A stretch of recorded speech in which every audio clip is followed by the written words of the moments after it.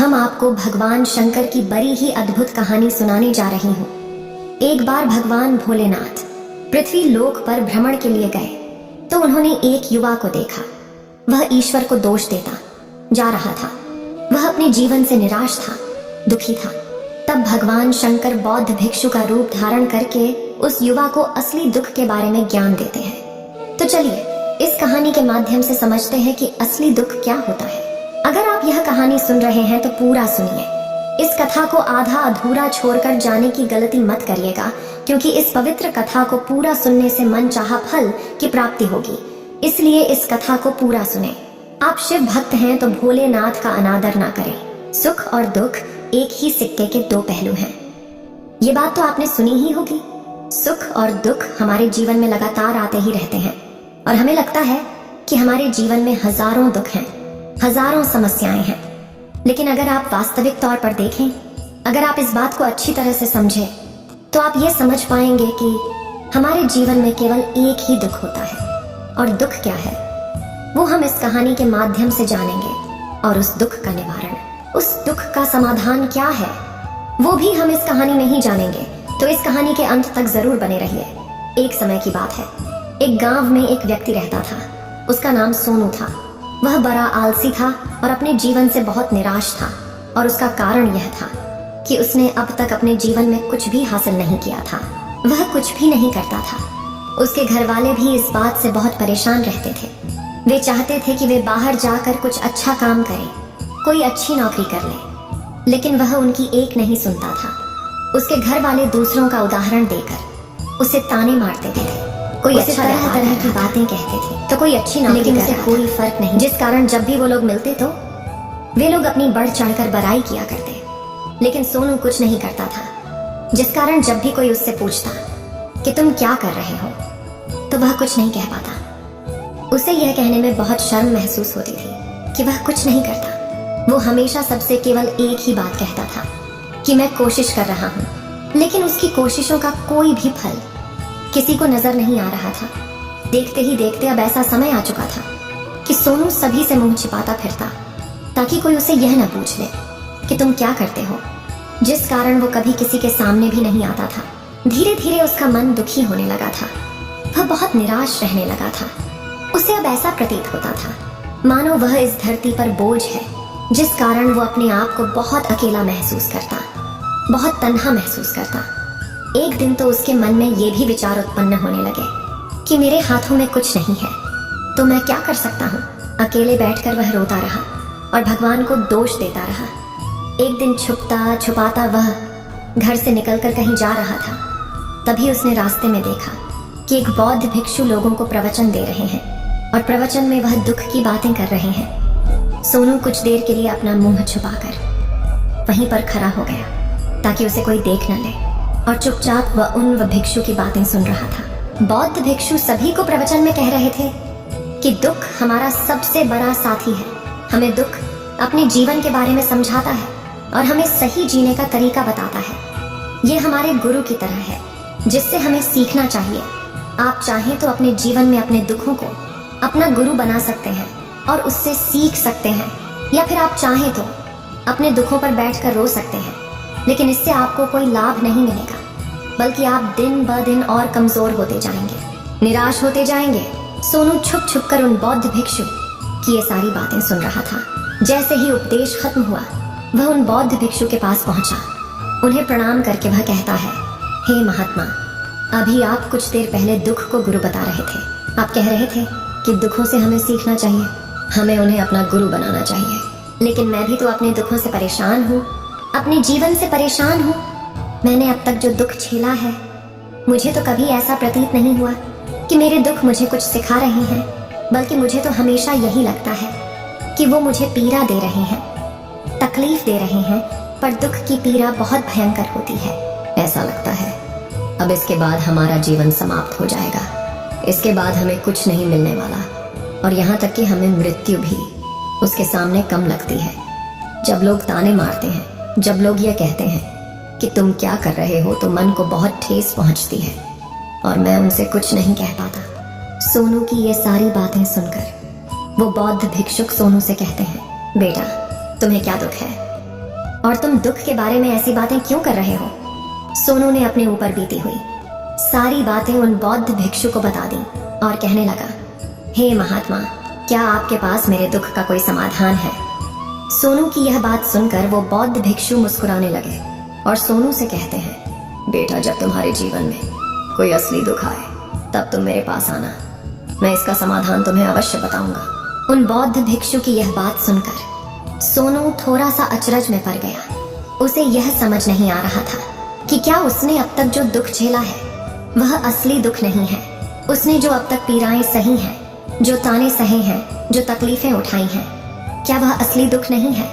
आगे वह मन ही मन अपने आप से कहता है कि जब मुझे मेरे अपने नहीं समझ पाए तो ये बौद्ध भिक्षु मुझे क्या समझेंगे। इतना सोचकर वह वहां से चला गया। सभी लोगों के ताने सुन सुनकर सोनू बहुत थक चुका था तो बहुत निराश हो चुका था, जिस कारण उसने निर्णय लिया कि वह अब कुछ करके दिखाएगा। उसने अपने पिता से थोड़ा सा रुपया लिया और उस रुपया से उसने एक व्यापार शुरू किया। उसके पिता बहुत खुश थे कि कम से कम मेरा बेटा कुछ करने का प्रयास तो कर रहा है, लेकिन उसे व्यापार में कोई सफलता नहीं मिल रही थी, जिस कारण वो बहुत ही हताश हो चुका था।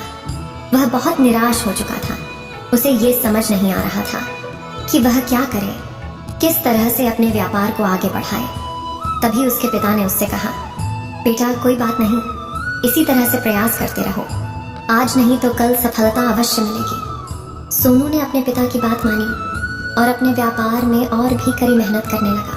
धीरे धीरे उसे सफलता मिलने लगी और फिर उसने रफ्तार पकड़ ली। देखते ही देखते केवल 3 सालों के अंदर वह एक बहुत बड़ा व्यापारी बन गया। अब उसके पास धन दौलत की कोई कमी नहीं थी। लोग जो उसे पहले नापसंद किया करते थे अब उसे पसंद करते थे, उसकी चिंता करते थे, उसके कार्यों की सराहना करते थे। उसके माता पिता भी अब अपने बेटे से बहुत खुश थे और उसकी सफलता से वे अत्यंत प्रसन्न थे। धीरे धीरे सोनू के मित्रों की संख्या लगातार बढ़ती जा रही थी। सोनू के कुछ मित्रों ने उसे यह भी सलाह दी कि उसे अपना व्यापार और तेजी से बढ़ाना चाहिए, उसे और फैलाना चाहिए। जब तुम आज केवल इस नगर के सबसे बड़े व्यापारी हो तब तुम इतना खुश हो, तुम्हारे साथ ये सारे लोग हैं। वहीं पर तुम सोचो कि जब तुम इस राज्य के सबसे बड़े व्यापारी बन जाओगे तब तुम्हारे यहाँ पर लोगों की भीड़ लग जाएगी। लोग तुमसे मिलने के लिए समय निकालेंगे। यहाँ तक कि इस राज्य का राजा भी तुमसे मिलना चाहेगा, तुम्हारी तारीफ करेगा, और यदि कभी ऐसी जरूरत आन पड़ी तो वह तुमसे धन भी उधार लेने के लिए अवश्य आएगा। सोनू को अपने दोस्त की यह बात बहुत पसंद आई। सोनू ने सोचा कि मेरे मित्र सही कह रहे हैं, मुझे अपने व्यापार को और बड़ा करना चाहिए और फैलाना चाहिए, तभी तो हर कोई मेरे बारे में जान सकेगा, हर कोई मुझे पहचानेगा। उसने बिना देरी किए अपने समय को बिना गवाए अपने व्यापार में और मेहनत करने लगा। लेकिन अब की बार उसके मन में धैर्य नहीं था, जिस कारण उसने कुछ अनुचित कदम उठाए ताकि उसका व्यापार जल्दी से जल्दी और बड़ा हो जाए। उसने कई लोगों से अधिक मात्रा में धन उधार ले लिया, जिससे उसके ऊपर अब काफी ऋण हो चुका था। और इतना ही नहीं, वो यहाँ पर नहीं रुका। उसने अधिक से अधिक मुनाफा कमाने के चक्कर में अपने माल की गुणवत्ता को भी खराब कर दिया, जिससे अब उसके माल में वह बात नहीं रह गई थी जो पहले हुआ करती थी। लेकिन वह अपने मित्रों की बात सुनता रहा। जैसा उसके मित्र कहते थे वो वैसा ही करता चला जा रहा था। यहाँ तक कि उसने अपने व्यापार को और भी तीव्रता से बढ़ाने के लिए अपने दूसरे छोटे व्यापारियों के खिलाफ षड्यंत्र भी रचने शुरू कर दिए, जिस कारण उसके मन में अब पहले जैसा वह सुकून नहीं था। उसे अब रातों को नींद नहीं आती थी। वह केवल एक ही विचार में लगा रहता था कि किस तरह से उसका व्यापार पूरे राज्य में फैल जाएगा और वह इस राज्य का सबसे बड़ा व्यापारी बन जाएगा, जिस कारण वह दिन रात केवल इसी मेहनत में लगा रहता, वह किसका व्यापार जल्दी से जल्दी और बड़ा हो जाए। हालांकि उसके पास अब सब कुछ था, धन दौलत, अच्छा घर, गाड़ियां, नौकर चाकर, सभी सुख सुविधाएं। लेकिन उसके बावजूद भी वह उन चीजों का लाभ नहीं उठा पा रहा था, क्योंकि उसका पूरा ध्यान केवल अपने व्यापार को और उन्नति पर ले जाना था। एक दिन सोनू अपने रथ पर बैठकर एक मार्ग से होकर गुजर रहा था। तभी रास्ते में उन्हें गुरुवर का आश्रम पड़ा। ये देखकर वह उन बौद्ध भिक्षु के पास गया और बौद्ध भिक्षु से कहने लगा, हे महात्मा, आपने कहा था कि जब मेरे जीवन में कोई असली दुख आए तब मैं आपके पास आऊं। इस कारण मैं यहाँ पर आया हूँ। आज मैं बहुत दुखी हूँ। मैं रातों को सो नहीं पाता। मेरे पास सब कुछ होते हुए भी मैं उनका लुत्फ नहीं उठा पाता। उसने अपनी सारी बातें एक एक करके उन बौद्ध भिक्षु को बता दी। तभी वह बौद्ध भिक्षु सोनू से कहते हैं, बेटा, जब तुम पहली बार आए थे तब भी तुम बहुत दुखी थे, लेकिन तब तुमने अपने दुख से क्या सीखा था? इसके जवाब में सोनू उन बौद्ध भिक्षु से कहता है, हे महात्मा, जब मैं अपने जीवन में कुछ नहीं कर पा रहा था तब मैंने अपने दुखों से यह सीखा था कि केवल सोचने मात्र से कुछ नहीं होगा। उसके लिए हमें कुछ करना भी पड़ेगा, और केवल कोई कर्म करना ही हमें सफल नहीं बनाता, बल्कि उस कर्म को उसके अंजाम तक पहुंचाना हमें सफल बनाता है। फिर चाहे रास्ता कैसा भी हो, फिर चाहे परिस्थितियां कैसी भी क्यों ना हो, फिर चाहे कितनी ही बाधाएं आपके रास्ते में क्यों ना आ जाए, चाहे ऐसा क्यों ना लगने लगे कि अब आपके जीवन में कुछ नहीं बचा और आप कुछ नहीं कर सकते, तब भी हौसला बनाए रखो, उम्मीद न छोड़े और अपने कार्य पर डटे रहो, यह सोचकर कि जब तक मैं अपने कार्य को सफल नहीं कर लेता, जब तक मैं अपने लक्ष्य तक नहीं पहुंच जाता, तब तक मैं इस कार्य को करता रहूंगा। मैं इस कार्य में अवश्य सफल होकर ही रहूंगा। जबकि बाकी लोग केवल सफल लोगों को महत्व देते हैं, उनके कर्मों को नहीं। सोनू की ये सारी बातें सुनकर वह बौद्ध भिक्षु मुस्कुराने लगे और इस सोनू से कहते हैं, बेटा, जब तुम्हारे जीवन में असली दुख आए तब तुम मेरे पास आना, मैं तुम्हारी समस्या का समाधान अवश्य करूंगा।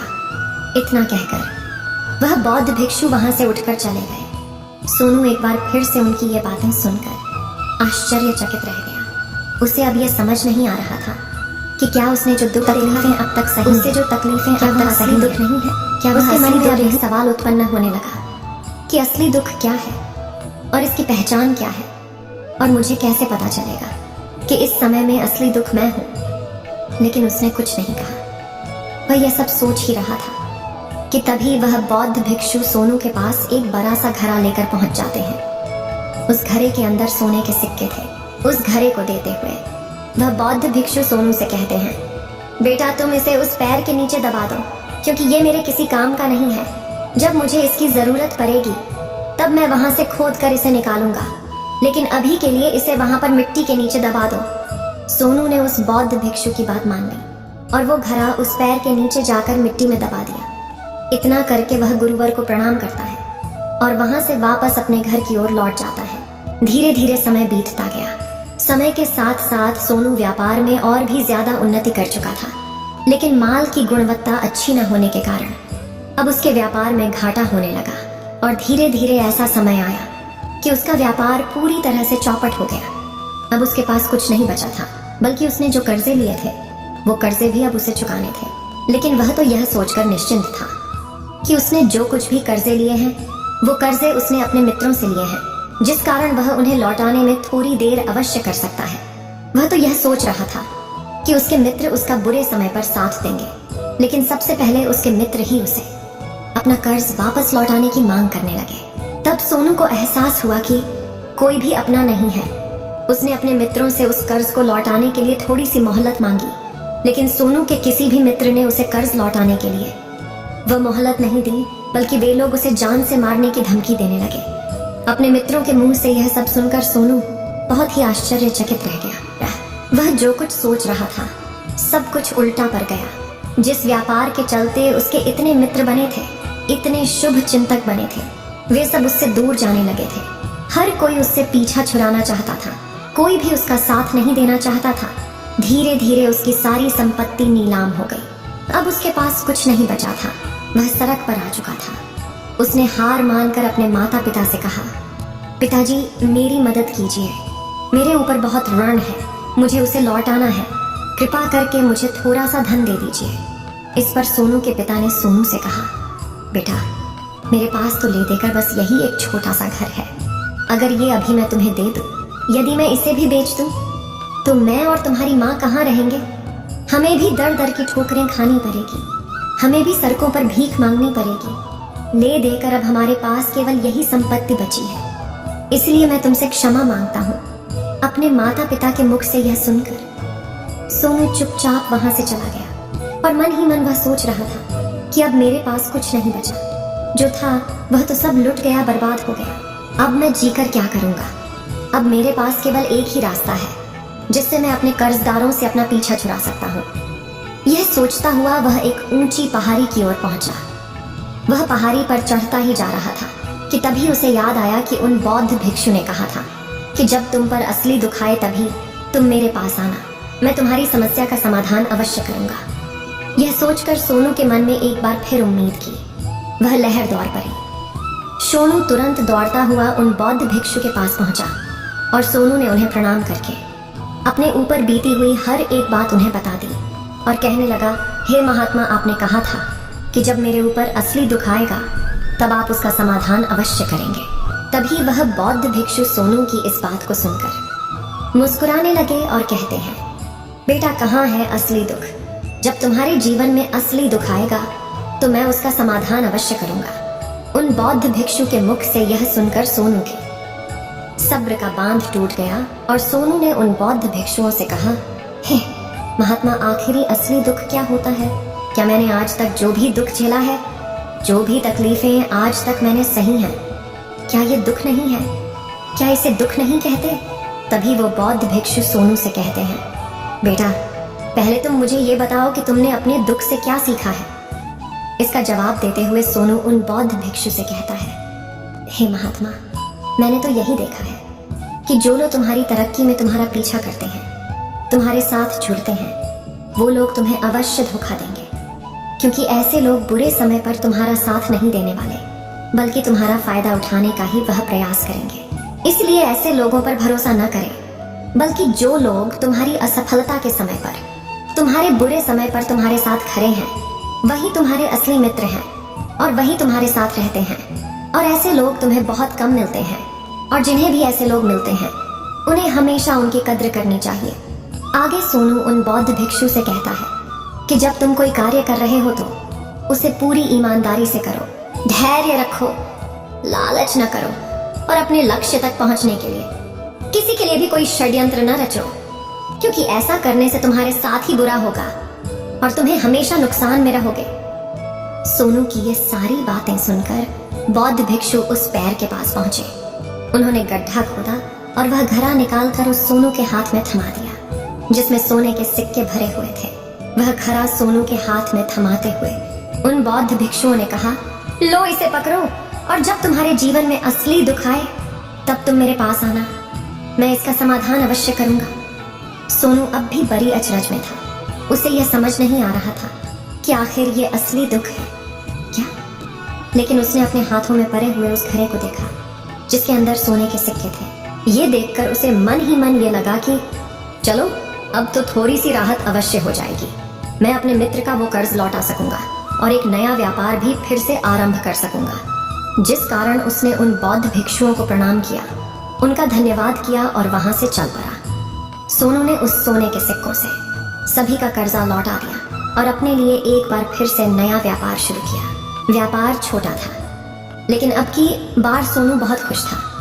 उसने पूरी ईमानदारी, मेहनत और लगन के साथ अपने व्यापार पर काम किया और देखते ही देखते एक बार फिर से वह एक बड़ा व्यापारी बन गया। लेकिन अब की बार वो बहुत खुश था, क्योंकि इस बार उसने कोई लालच नहीं की, ना ही किसी के लिए षड्यंत्र रचा, बल्कि उसने पूरी ईमानदारी और मेहनत के साथ अपने व्यापार पर काम किया।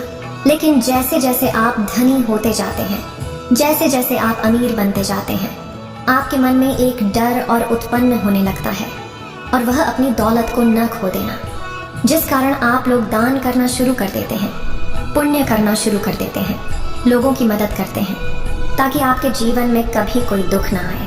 लेकिन यह जीवन सुख और दुख का संगम है, जिस कारण हर किसी को सुख और दुख से होकर गुजरना ही पड़ता है। इसी वजह से एक बार फिर से सोनू के जीवन में एक और दुख उत्पन्न हुआ। अब की बार उसके माता और पिता दोनों की मृत्यु हो गई। सोनू अपने माता पिता से बहुत प्रेम करता था, जिस कारण उसके मन को बहुत गहरा आघात पहुंचा। जब आखिरी बार वह उन्हें देख रहा था तो उसके मन में हजारों सवाल उत्पन्न होने लगे। वह अपने घर लौटा। घर लौटकर उसने देखा कि जिस संपत्ति के लिए वह हमेशा लड़ते झगड़ते रहते थे, आज उसकी देखभाल के लिए कोई नहीं था।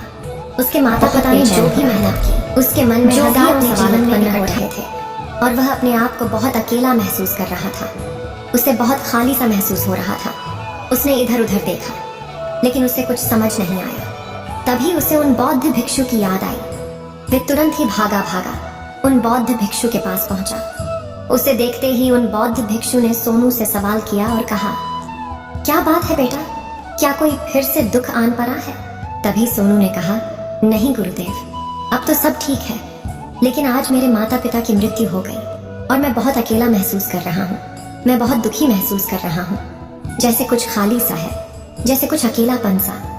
तभी वह बौद्ध भिक्षु सोनू से कहते हैं, बेटा, इसमें दुखी होने वाली बात क्या है? यह तो जीवन है, एक दिन तो सभी को जाना है। यहाँ पर कोई भी रहने नहीं आया और ना ही कोई रहेगा। हम सब एक न एक दिन मृत्यु को प्राप्त हो ही जाएंगे, और मृत्यु कब आएगी ये किसी को नहीं पता।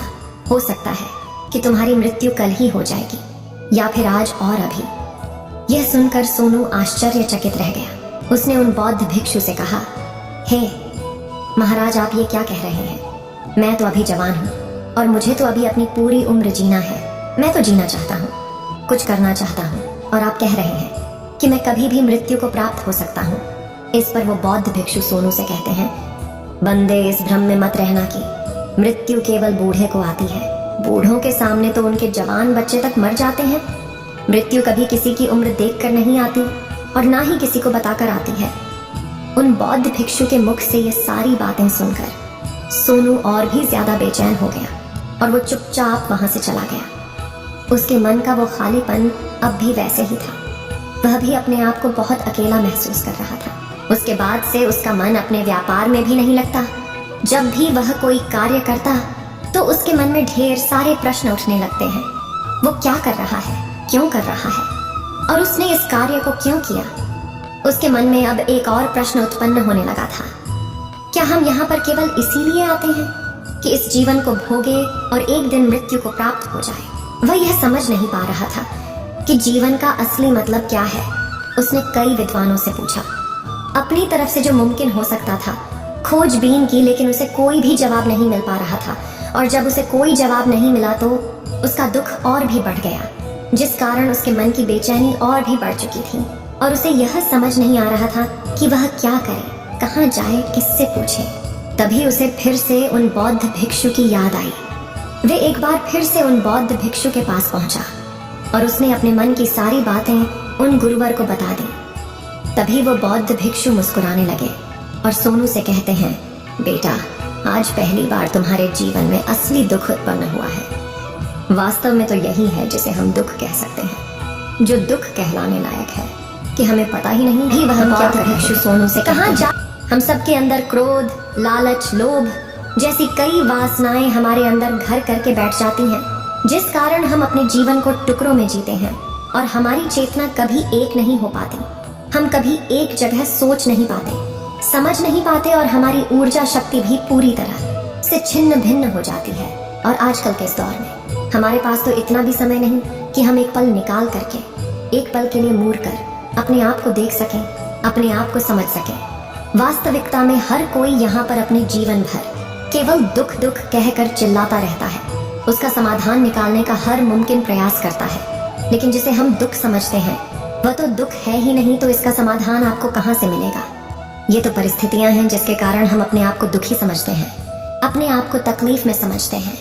जैसे हम एक परिस्थिति से निकलते हैं, हम किसी दूसरी परिस्थिति में फंस कर रह जाते हैं। जिस प्रकार हम पहली समस्या का सामना करते हैं, उसी प्रकार हम दूसरी समस्या का भी सामना करते रह जाते हैं।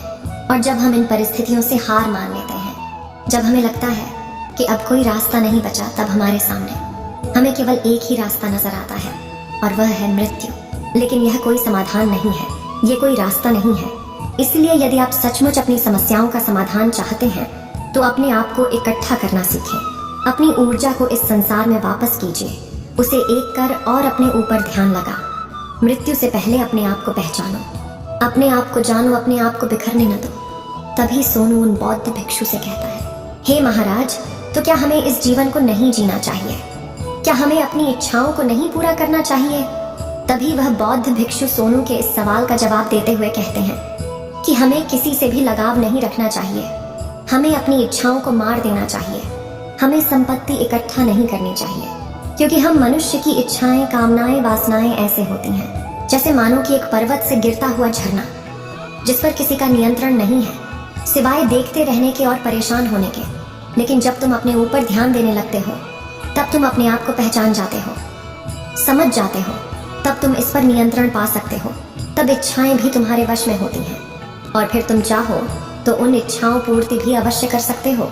गुरुदेव की ये सारी बातें सुनकर सोनू ने गुरुदेव से कहा, हे महाराज, आपका बहुत बहुत धन्यवाद। आपने मेरी सबसे बड़ी समस्या का समाधान आज कर दिया है। मैं आज से अपने आप को एकत्रित करूंगा। गुरुदेव, मानव शरीर में बहुत ऊर्जा है, बहुत शक्ति है, पर वह बेकार के कामों में लग जाती है, जिस कारण हमारा जीवन भी बेकार की चीजों में लगा रहता है। लेकिन हम कभी भी इस पर अपना ध्यान नहीं देते। हम कभी भी अपनी ऊर्जा को केंद्रित नहीं करते, अपने ऊपर कभी ध्यान नहीं देते। हमारा जीवन भी कुछ ऐसा ही है।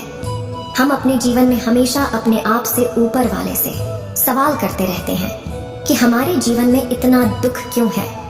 हम सभी के मन यह सवाल तो अवश्य ही उठता है और इसका जवाब है कि वह ईश्वर यह चाहता है कि हम अपने जीवन के अंतिम दुख तक पहुंच सकें, उस गहराई तक पहुंच सकें जहां पर हमें यह पता चल सके कि हमने अभी तक अपने आप को नहीं जान, अपने आप को नहीं पहचाना। मानव शरीर के अंदर जो ऊर्जा है, जो शक्ति है, उसके बारे में हम अभी तक नहीं जानते।